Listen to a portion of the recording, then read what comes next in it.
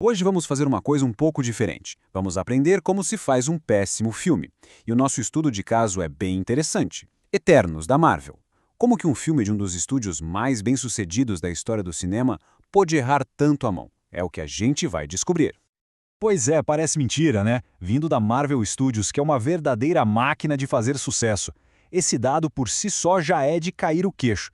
É um fato, não é uma opinião. E isso nos obriga a perguntar: o que foi que aconteceu aqui? Essa é a pergunta de $1 milhão. E é exatamente isso que a gente vai fazer agora. Vamos desmontar as escolhas que levaram um projeto tão grande, tão ambicioso, a se tornar estatisticamente o ponto mais baixo de todo o universo cinematográfico da Marvel. Olha, antes de mais nada, é justo dizer que o filme tem suas qualidades. Visualmente, ele é lindo, é fantástico. Mas quando a gente fala de um blockbuster, um filme feito para arrebentar na bilheteria, aí a história é bem outra. Ele falha num nível muito básico.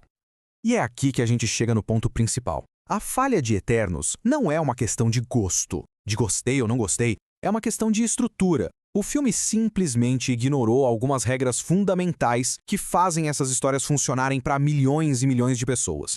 Então vamos mergulhar nessa estrutura para entender por que o filme não conseguiu criar aquela conexão com o grande público. Basicamente, 3 ingredientes essenciais ficaram de fora da receita. Metas, riscos e urgência. Guardem bem essas 3 palavras. Elas são os pilares de quase toda grande história de sucesso. E vai ser com base nelas que a gente vai entender direitinho onde foi que Eternos tropeçou. Vamos começar pelo primeiro grande problema: a falta de uma meta clara, de um objetivo que motive a história. Isso faz com que o filme pareça meio perdido, sabe? Uma jornada que não parece estar indo para lugar nenhum. O que acontece é que o filme pisa no freio o tempo todo. A trama tá andando e, de repente, pá! Somos jogados num flashback de milhares de anos. Por mais que esses flashbacks sejam interessantes para conhecer os personagens, eles não empurram a história principal para frente. E essa comparação aqui é perfeita pra gente entender a diferença. Pensa em Guerra Infinita. A gente conhece os personagens através da ação, enquanto a trama tá rolando a 1000 por hora. Em Eternos, é o contrário. A trama para pra gente poder conhecer o personagem. Isso quebra totalmente o ritmo. E para piorar, a meta em si já é meio vaga. Reunir a equipe. Tá, mas para fazer o que exatamente? Nunca fica claro como eles vão parar os alienígenas. Então a gente nunca tem aquela sensação de que está chegando mais perto de uma solução. Beleza, já vimos a falta de meta. Agora vamos para o segundo ingrediente que faltou: riscos de verdade. Sem isso, não tem como o público se importar, se envolver emocionalmente com o que está acontecendo na tela. Basicamente, esse problema dos riscos se divide em 3 partes. Os heróis são poderosos demais, os vilões são fracos demais, e a ameaça é tão grande, tão abstrata, que fica difícil criar uma conexão pessoal com ela. Essa inconsistência nos poderes é um veneno para o suspense. Porque, pensa bem, numa cena um personagem sobrevive a um raio laser vindo do espaço. Na outra, ele é nocauteado por uma pedra. Se a gente não entende o que pode ou não feri-los, como é que a gente vai sentir medo por eles?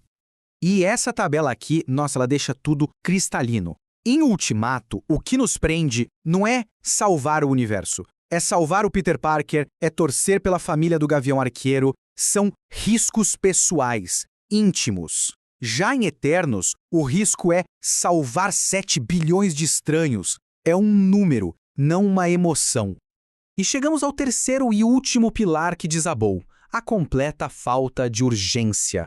Sem aquele reloginho fazendo tic-tac no fundo, simplesmente não existe tensão.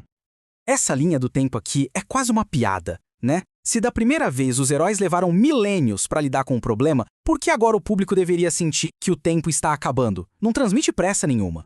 Agora, compara essa calmaria toda com a loucura de Guerra Infinita. Lá, a cada minuto a gente ouvia: o Thanos tá vindo, ele vai pegar as joias, e aí já era. A ameaça era imediata, constante, e era isso que nos mantinha grudados na cadeira.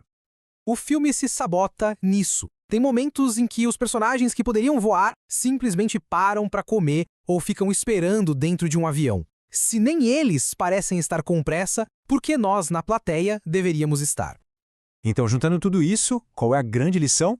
O ponto-chave aqui é entender que tipo de filme Eternos deveria ter sido e, mais importante, para quem ele foi feito. A resposta está nessa definição. Um blockbuster tem uma missão: agradar muita gente e rápido. Ele precisa fisgar o público geral na hora. Eternos foi vendido como essa montanha-russa de emoções, mas a estrutura dele é de um drama de personagem, um filme mais lento. O problema não é o filme ser um drama, o problema é ele não cumprir a promessa do próprio gênero. E isso tudo nos leva a uma pergunta para fechar. Agora, com essa lente de metas, riscos e urgência, como isso muda a forma como a gente enxerga outros grandes filmes? Fica aí a reflexão para a próxima vez que as luzes do cinema se apagarem.